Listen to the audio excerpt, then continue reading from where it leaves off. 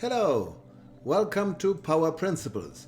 My name is Peter Mueller and I've designed this video series to provide you with some valuable lessons for life. I named the Power Principle 1, time is more valuable than money. Today in part 6 of our series, we will go to the finish line and go through the 10 tools, skills and techniques about this very important power principle. If you want to see any other videos about power principles, please go to YouTube and type in Dr. Peter Mueller Power Principles and you will see all our related videos. Now, the first tool is please watch the videos for part 1, 2, 3, 4, and 5. In video number 1, we talk in general terms about the time management matrix, where we simply show the 2 dimensions we are using to categorize our activities, one dimension being importance, the other one being the urgencies, and we can classify our activities into the 4 quadrants, as you can see on the slide on the right hand side with the 4 quadrants, and we can explain key strategic moves we have to undertake to change our time management habits to be more effective. In our second video, we are talking about the quadrant 3 cleanup. You see the lower left corner in the time management matrix, all the not important but urgent activities where we spend a lot of time during the day. So quadrant 3 cleanup is covered in video number 2 of the segment. Number 3, we are talking about our digital universe, where we talk about information management and our digital footprint, where we essentially talk about our laptop, cell phone, smartphone, computer, where most of our activities during the day have to do with on how to organize, structure our thought and production process. In section number 4, we talk about quadrant 2 management, the power of goals. So all the important projects of our life, but not urgent ones. And in our number 5 video, we are covering the subject of procrastination, which is relevant to all of us. Now, let's talk about tool number 2. Tool number 2 I call the time log. Make a time log now. There will be never the right time for it. Never wait for a normal week. Start tomorrow with the time log and do the same time log in about 4 weeks and in 3 months to see the difference in your time management habits. Now, how do you do a time log? As you can see on the right hand side, there are basically 2 ways how you can do a time log. Number 1, you can simply break down your day in half-hour intervals, and every half hour you report on a sheet of paper, for example, your activity, how long it took, and in which quadrant of the time management matrix it would fit in, quadrant 1, 2, 3, or 4. So the one is you simply take the day and you break it down into time intervals, and every half hour you write down what you have done the half hour, and then in the evening you can review and put all the quadrant 1 minutes together, quadrant 2 minutes together, and so forth to see how much time you have spent during the day in the various quadrants.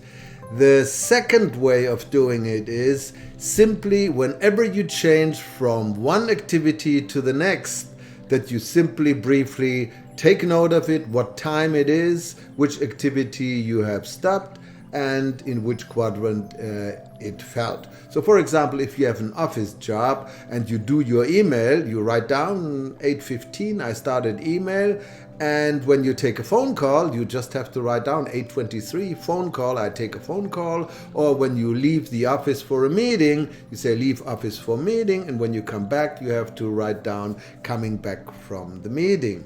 The same driving with your car to work. It needs to be very clear how long you spend time going to work, lunch breaks and so forth, but most importantly during the workday, which activities you do. And here are two ways. One, you can simply make a kind of a journal that you have a notepad and you carry it with you, but in our days we have the smartphone, and each smartphone you can download on Google Store one of those recording devices, and simply you can just press the button, you just speak in 8:15 going to meeting, clock, finish, and whenever you change an activity, you simply speak into your cell phone and record what you have done, and then in the evening you simply listen to your own voicemail messages you left yourself and make a daily record on how you did the time log. So whatever choice you make, it will require a little bit of training, because I can assure you one thing: when you do it the first time, a lot of times you will catch yourself that you did not record when you changed an activity or you missed a specific time slot. But this is really important. Without a time log, you have really the illusion that you know where your time actually goes. Now, number 3, the daily journal. Having a journal is absolutely important. It does not mean that you have to write a book every day. However, I would highly recommend that you buy yourself one nice hardbound journal where for every day, it doesn't need to be a full page, but for every day you have one page where essentially you record in the evening, 10 minutes before you go to sleep, all the major activities you have done during the day, just a brief recap of the day, and also that you write down the mini goals, or we talk later about it, the 3 to 5 chunks which you want to achieve during the next day. So this journal is essentially a tool, a recording device for you to make sure that you know what you have accomplished during the day and what not, and if you ran into any kind of obstacles, and secondly, making a short list of some key activities for the next days. So, for example, making oil change for the car, or completing a slide deck for next meeting's weekly review meeting, 15 slides, or making 10 phone calls to my 10 key customers. These are very clear things, and they need to be small enough that you actually can complete them during the day, because we have all that kind of desire for closing. So we have to break our projects down into smaller bite-sized pieces, and then having on the next day basically a post-it note with 3 to 5 things we know we definitely want to achieve. And as a reminder, you can make this post-it note on your phone, or you take a physical sheet of paper in taking it with you. So the journal and the post-it note are your guides for short-term and long-term activity and recording. Now, step number 4, or tool number 4, develop for yourself inspiring quadrant 2 goals. Most people, when they go through the exercise, eliminating all the wasteful activities, all the quadrant 3, the unimportant little kinds of things, then they say, oh, what the hell am I doing now? What are my quadrant 2 activities? Yes, it is important that we develop for the next 3 months some meaningful professional and personal goals. And the most important thing about our goals are, number 1, that they are smart. As you see on the lower right-hand corner, they have to be specific, they have to be measurable, they have to be actionable, they have to be realistic, and they have to be time-bound. Goals are essentially dreams with a deadline. And The goals, it is very important. If we are not emotionally connected to our goals, it is not very probable that we actually follow through. Inspiring goals are the secret to your long-term success. If you cannot get emotional and passionate about your goals, then they are just written statements on the wall and a sheet of paper in your diary, and you will fall back to your standard pattern very, very quickly. Now, about your goals, it should be really a mixture for all your relevant dimensions of life. So you should have professional goals, and it's normally with your boss, you can talk about it. You have quarterly goals and certain activities, very important developmental goals. What do I want to learn? What are the new skills I want to acquire? Personal development goals are very, very important. Also some financial goals. I want to save some money, whatever it is. And business goals again. And all these major goals you have there, breaks them down into mini goals and set deadlines for yourself. Put that pressure on yourself, because if you don't do it, you are actually not following through. Then you have your nice long-term quadrant 2 wish list, but nothing is going to happen. Number 5, introduce my daily plan. Based on your quadrant 2 goals, where you have these things which are monthly goals or even annual goals, and you've broken them down. In March I want to achieve this, or in February I want to achieve this. You break it down either to weeks or into specific steps, that you have some intermediate goals you want to achieve. For example, you want to make a new patio in the garden. So one thing you can see, I have to design the patio. Number 2, I have to buy the materials. Number 3, I have to clear the surface, and then I have to shovel, cement, whatever you need to do. Break it into individual tasks with defined endpoints.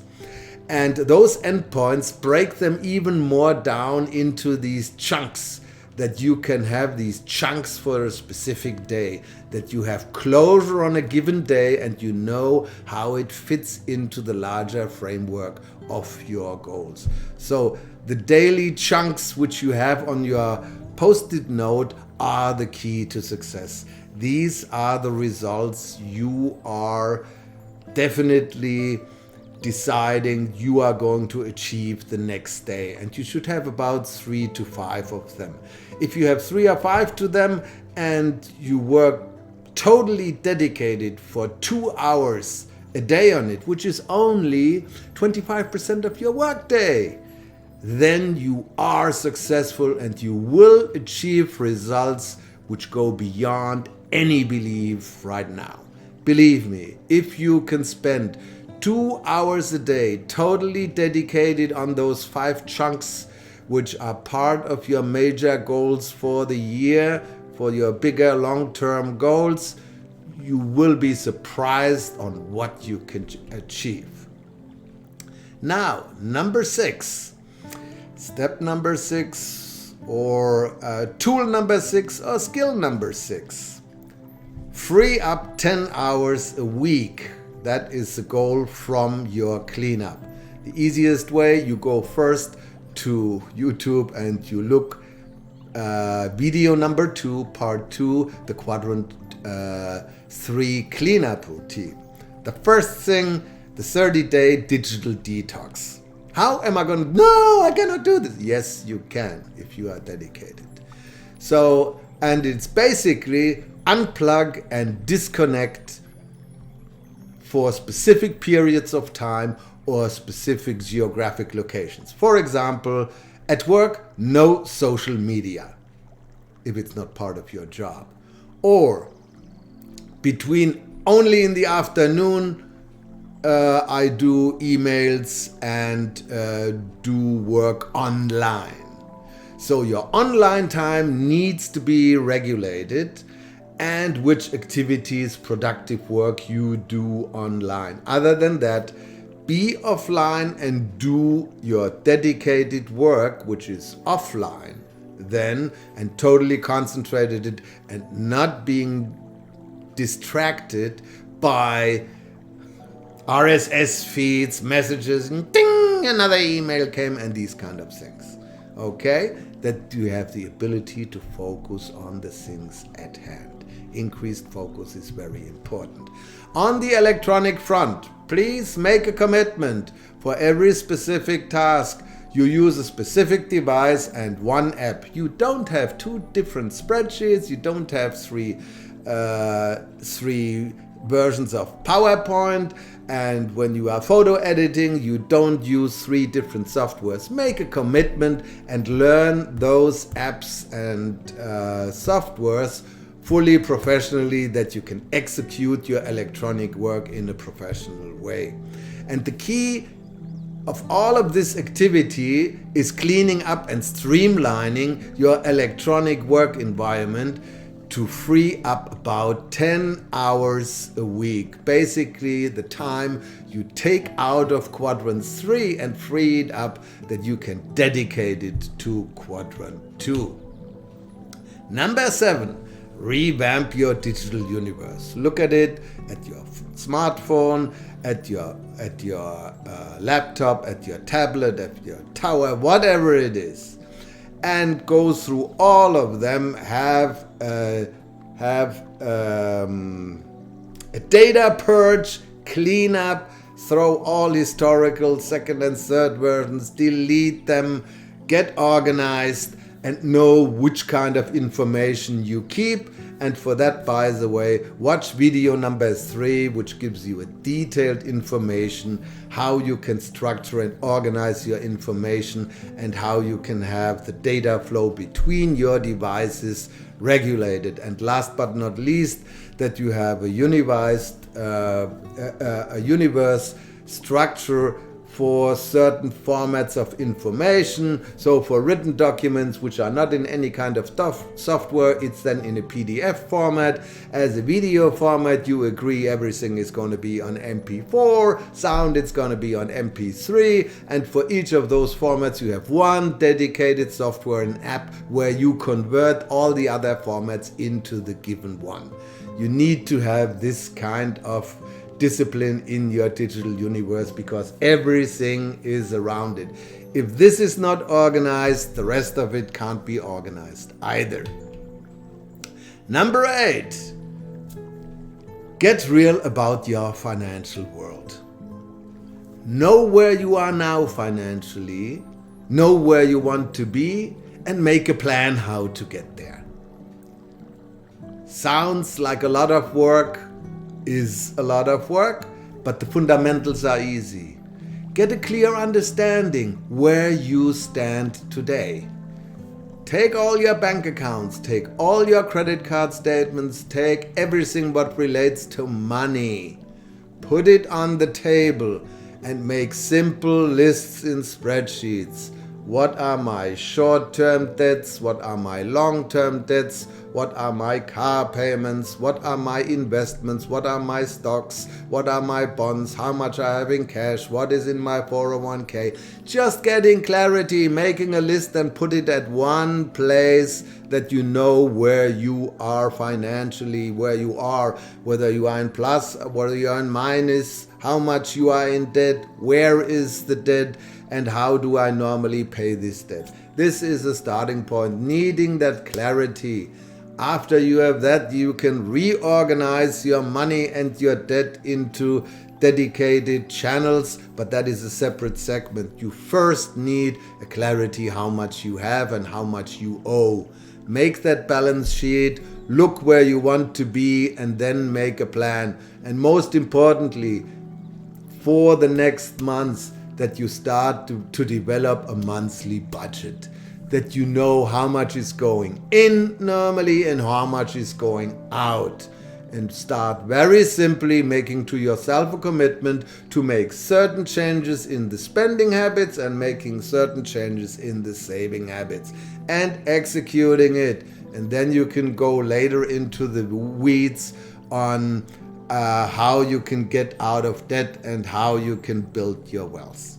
But this is just a very top line thing, but you have to start with a complete financial inventory. Number 9, pick up a new hobby.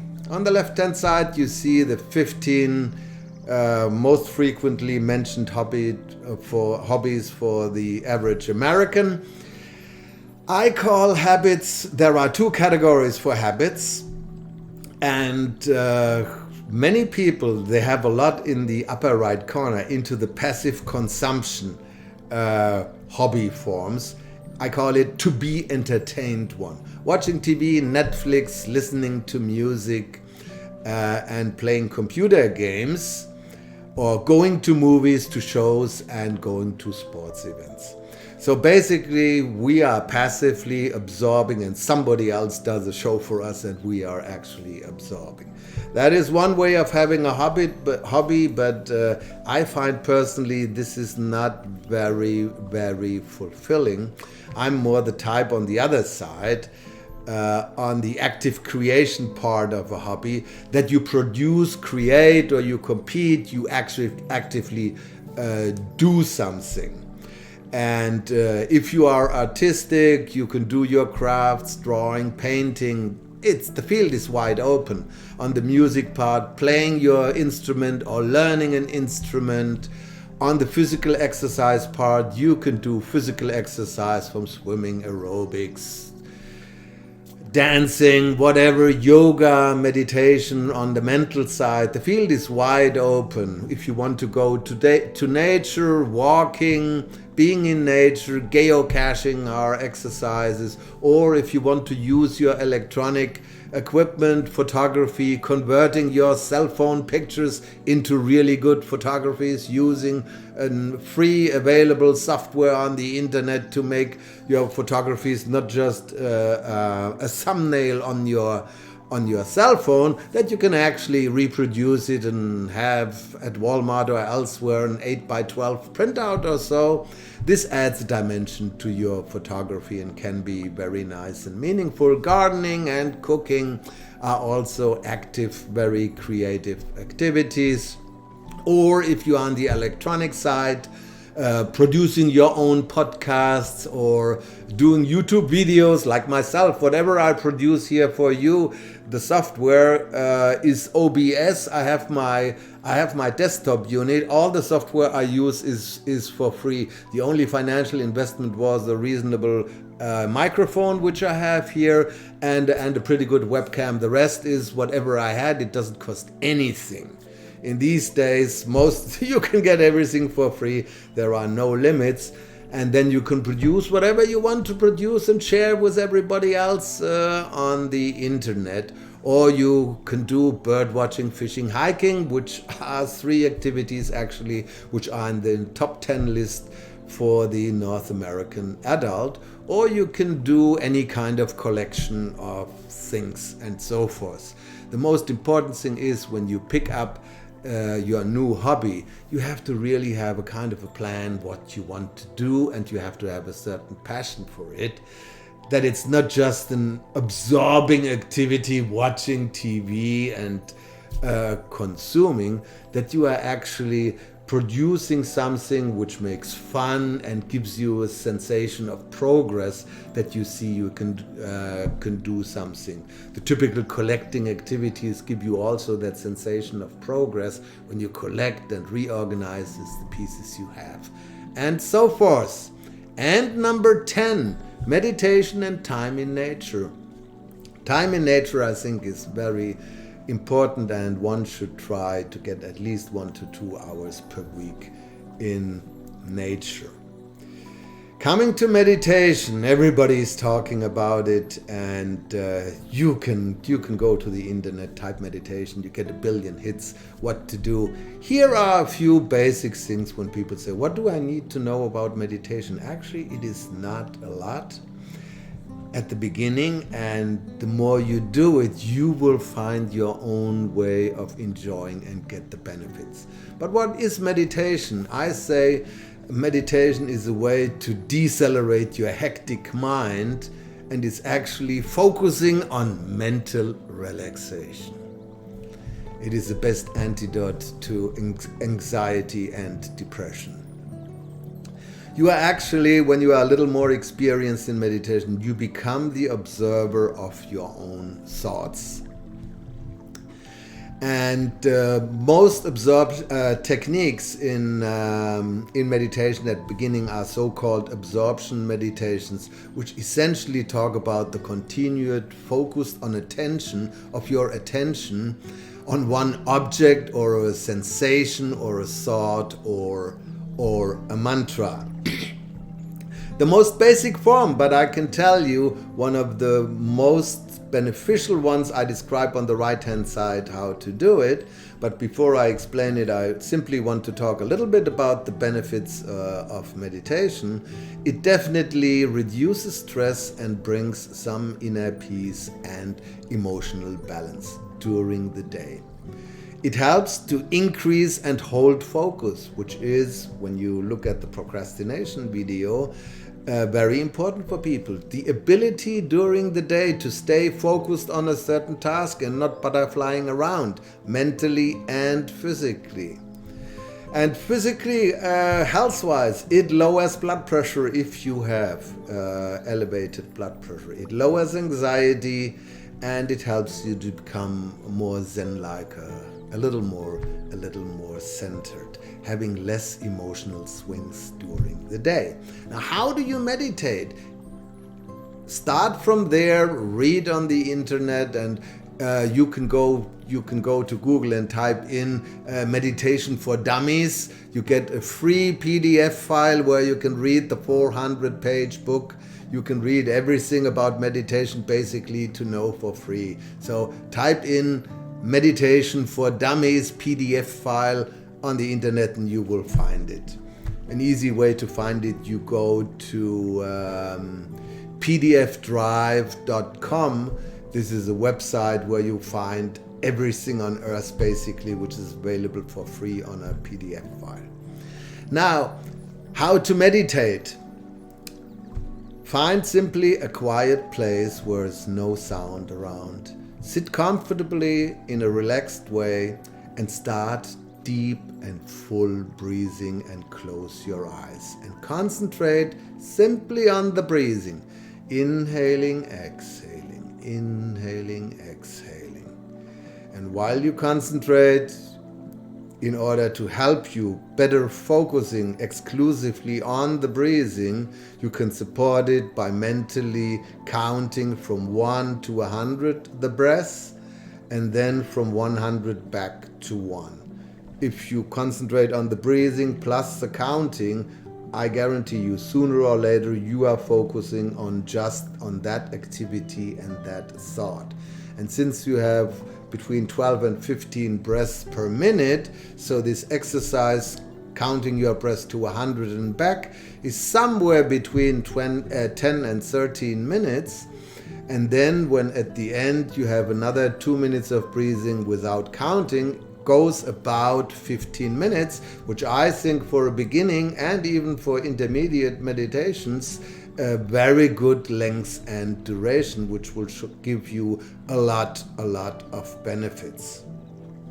And after those 15 minutes, you slowly open your eyes and you re-enter into your regular state of awareness and alertness, and you go into your day. Once you have done this a few times, believe me, read more and then you can go into different forms of meditation. But to start with, this should be sufficient. Thank you for watching part 6 of our Power Principle series for Power Principle number 1, Time is more valuable than money.